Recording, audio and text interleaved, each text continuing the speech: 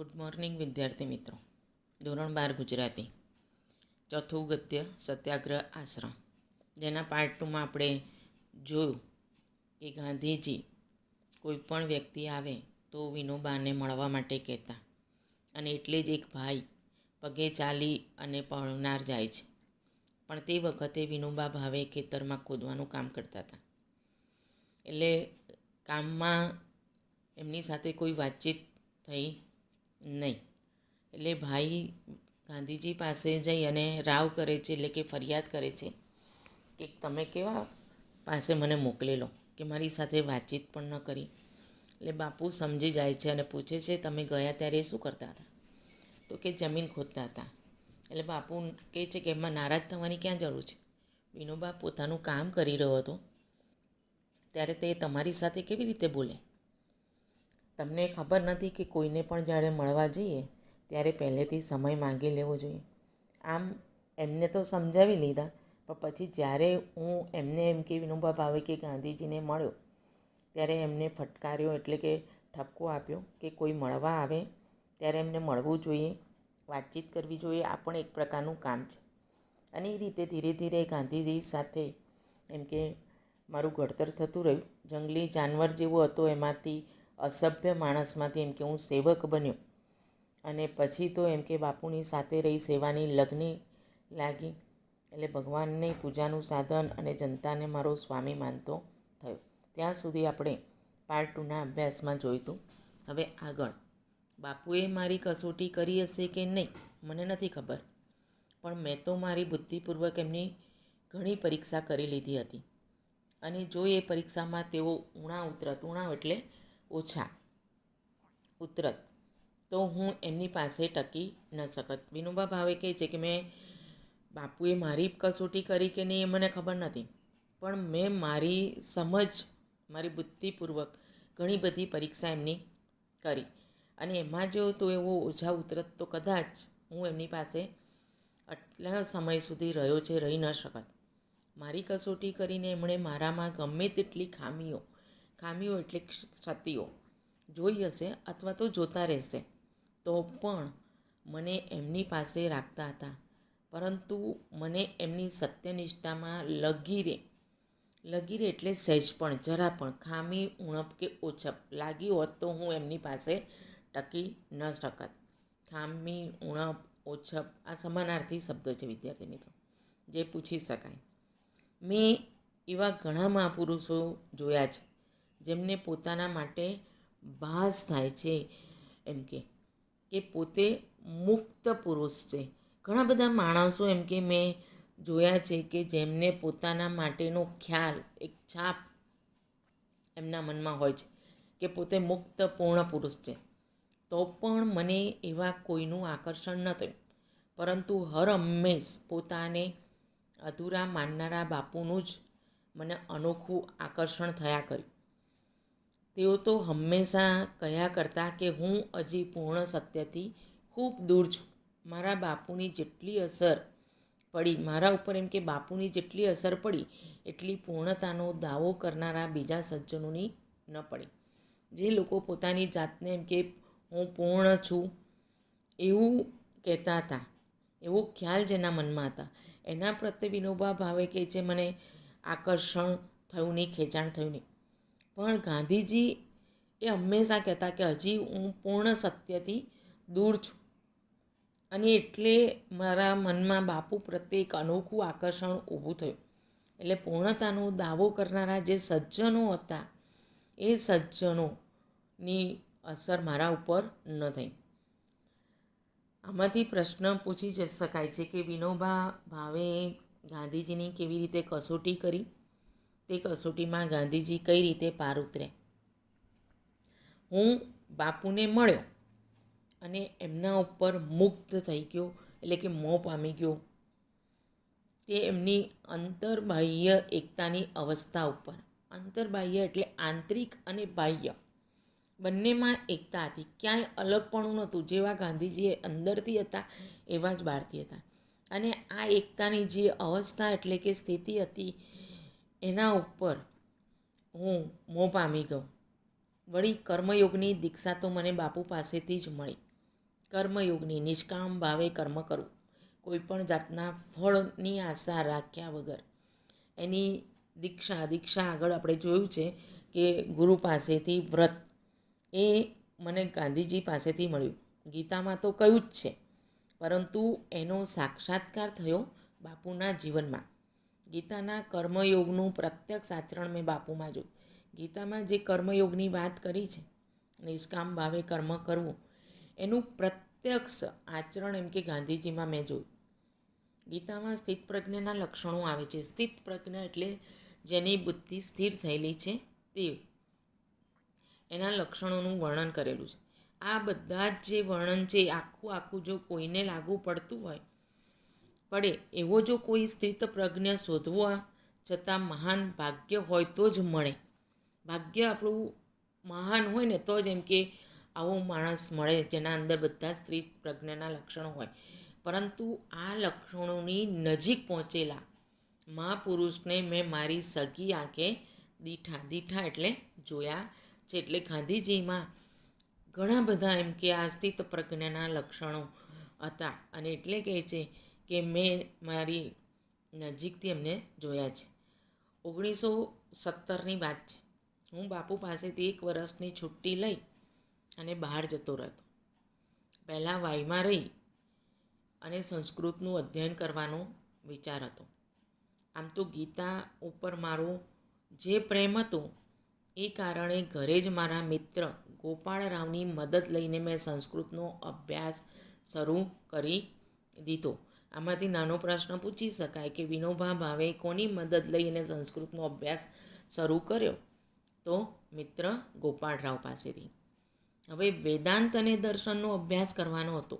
વેદાંત એટલે જ્ઞાનનો છેડો, વેદોનો અંતિમ ભાગ, અને દર્શનનો અભ્યાસ કરવાનો હતો. દર્શન એટલે શાસ્ત્ર. વાઈમાં મને આની ઉત્તમ તક મળી. ત્યાં નારાયણ શાસ્ત્રી મરાઠે નામના એક આજન્મ બ્રહ્મચારી વિદ્વાન વેદાંત તથા બીજા શાસ્ત્રો શીખવાનું કામ કરતા હતા. એમની પાસે ઉપનિષદો વગેરે શીખવાનો લોભ થયો એટલે લાલચ મનમાં ઉત્પન્ન થઈ. ત્યાં થોડો વધુ સમય રોકાઈ ગયો.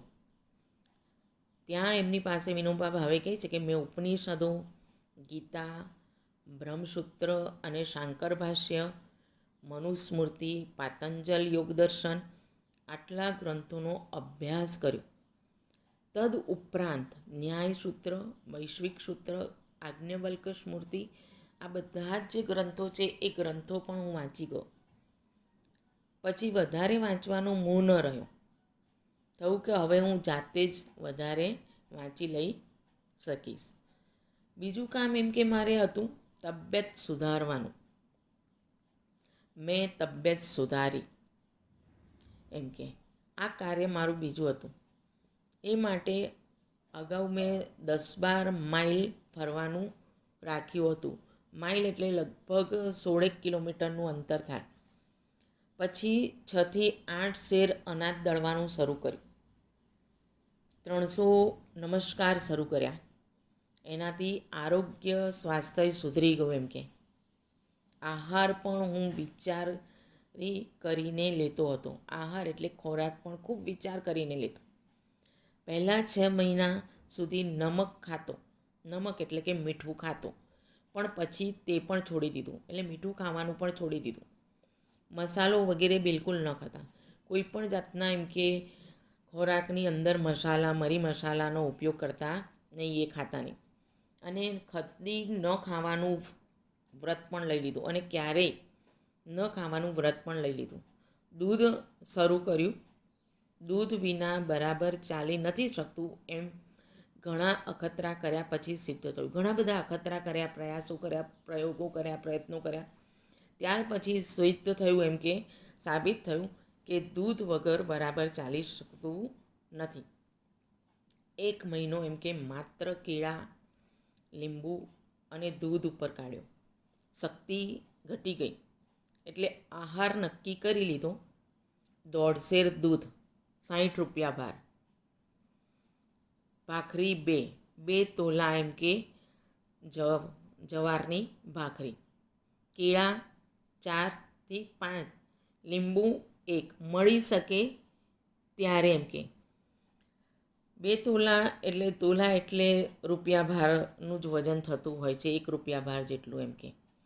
સ્વાદ માટે બીજા કોઈ પદાર્થો ખાવાની ઈચ્છા નહોતી થતી, તો પણ હંમેશા લાગતું કે આ ખોરાક પણ ખાસો અમીરી છે.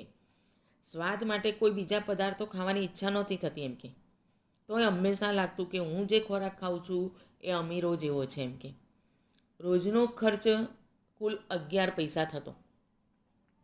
કેળા અને લીંબુ 4 પૈસા, જુવાર 2 પૈસા અને દૂધ 5 પૈસા. આ રીતે કુલ ખર્ચ એમ કે 11 પૈસા થતો. આમ તો આ બધું હું તબિયતની દૃષ્ટિએ કરી રહ્યો હતો, પણ એમાં એકાદશ વ્રતોના નિયમ પાલનની દૃષ્ટિ પણ હતી. હું આશ્રમથી દૂર રહેતો હતો, પરંતુ સત્યાગ્રહ આશ્રમના અંતેવાસીની ભૂમિકાએ જ મારો વ્યવહાર જાળવવાનો મારો પૂરો પ્રયાસ હતો. જેવો અસ્વાદ વ્રત વિશે તેવું જ અપરિગ્રહનું. આમ તો તબિયત સુધારવાનું એમ કે દ્રષ્ટિ હતી, પણ ગાંધીજીએ સૌથી પહેલાં જ્યારે કીધું, શરૂઆતમાં આપણે જોયું કે અહિંસા વિશે જીવનનો સ્પર્શ હોય તો જ જાણી શકાય એમ કે, પત્રોથી સમાધાન થઈ શકે નહીં. અને સાથે એમ કે એકાદશ વ્રતના પાલનની નિયમ પત્રિકા મૂકેલી. એટલે આશ્રમથી દૂર હતો, પણ આ એકાદશ વ્રતોના પાલનની દૃષ્ટિ પણ મારા મનમાં હતી એમ કે. અને એટલે જ હું આ સત્યાગ્રહ આશ્રમના અંતેવાસી એટલે શિષ્યની ભૂમિકા રાખી અને મારો વ્યવહાર જાળવવાનો એમ કે પ્રયાસ કરતો. એટલે અસ્વાદ વ્રત એટલે સ્વાદ વિનાનું ખાવાનું વ્રત, એનું પણ પાલન કરતો. અને એવું જ એમ કે અપરિગ્રહનું એટલે કે સંગ્રહ નહીં કરવો, જે જરૂરી છે એટલું જ લેવું.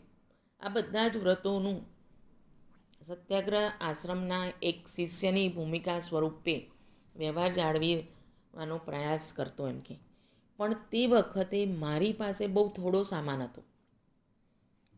લાકડાની થાળી, વાટકો, આશ્રમનો એક લોટો, પંચિયું, કામળો અને પુસ્તકો, આટલો સંસાર હતો એમ કે મારો. પહેરણ, કોટ, ટોપી વગેરે ન વાપરવાનું વ્રત લીધું હતું. પહેરણ, કોટ, ટોપી આ કશું જ એમ કે ઉપયોગ નહીં કરવાનું, એનું વ્રત લઈ લીધું હતું. શાળ ઉપર વણેલા કપડાં જ વાપરતો. શાળ ઉપર એટલે કે કપડાં વણવાનું ઓજાર શાળ, એના ઉપર જે કાપડ વણાય એ કાપડનો જ ઉપયોગ કરવાનો એમ કે, અને એ જ વાપરતો. એટલે વિદેશી વસ્ત્રોનો તો કોઈ સંબંધ જ ન રહેતો. અને એ રીતે સ્વદેશી વ્રતનું પાલન પણ થઈ જતું. અને મને વિશ્વાસ છે કે મારી જાણ મુજબ સત્ય, અહિંસા અને બ્રહ્મચર્ય આ ત્રણેય વ્રતનું પરિપાલન મેં બરાબર કર્યું છે. અને એટલે મને એમ કે મારા જાત ઉપર વિશ્વાસ છે કે સત્ય, અહિંસા અને બ્રહ્મચર્ય આ ત્રણેય વ્રતનું મેં બરાબર પાલન એમ કે કર્યું છે. આ બધું કરતાં સેવાની દૃષ્ટિએ બીજા પણ કેટલાક કામો કરતો હતો. આ બધું તો કરતો જ હતો, પણ સેવા ભાવનાની દૃષ્ટિએ પણ બીજા કેટલાક કામો કરતો હતો. ગીતાનું નિઃશુલ્ક વર્ગ ચલાવ્યો. નિઃશુલ્ક એટલે મૂલ્ય વગરનો, કિંમત નહીં લેવાની. એમાં 6 વિદ્યાર્થીઓને મેં એમ કે આખી ગીતા અર્થ સાથે સમજાવી. એમાં 6 વિદ્યાર્થીઓ આવતા, એને આખી સંપૂર્ણ ગીતા અર્થ સાથે સમજાવી. બીજા એક વર્ગમાં 4 વિદ્યાર્થીઓને જ્ઞાનેશ્વરીના 6 અધ્યાય ભણાવ્યા. 2 વિદ્યાર્થીઓને 9 ઉપનિષદ શીખવ્યા. હું પોતે સારું હિન્દી જાણતો નહોતો, પરંતુ હિન્દી પ્રચારની દૃષ્ટિએ, હિન્દી ભાષાનો પ્રચાર થાય એ દ્રષ્ટિએ એમ કે રોજ વિદ્યાર્થીઓને સાથે રાખી અને હિન્દી છાપા વાંચવાનો કાર્યક્રમ રાખ્યો હતો. અને એ રીતે એમ કે હિન્દીનો પ્રચાર થાય. વાઈમાં એમ કે વિદ્યાર્થી મંડળ નામની એક સંસ્થા સ્થાપી. વિનોબા ભાવેએ કઈ સંસ્થાની સ્થાપના કરી, આવો પ્રશ્ન પૂછી શકાય.